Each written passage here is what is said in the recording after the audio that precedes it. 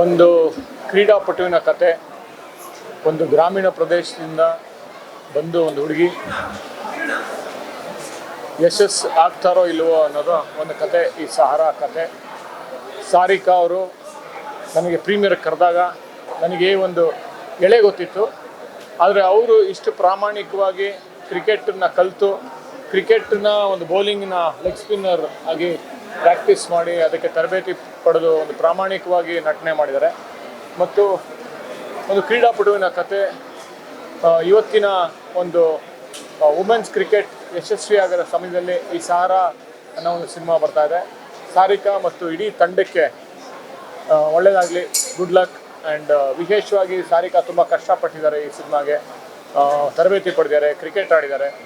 ಮತ್ತು ಒಂದು ಮಹಿಳೆಯ ಒಂದು ಕತೆ ಇರೋದ್ರಿಂದ ಅವರಿಗೆ ಒಳ್ಳೆಯದಾಗಲಿ ಮತ್ತು ಸಾರಿಕಾಗೆ good luck to her in the future. Thank you.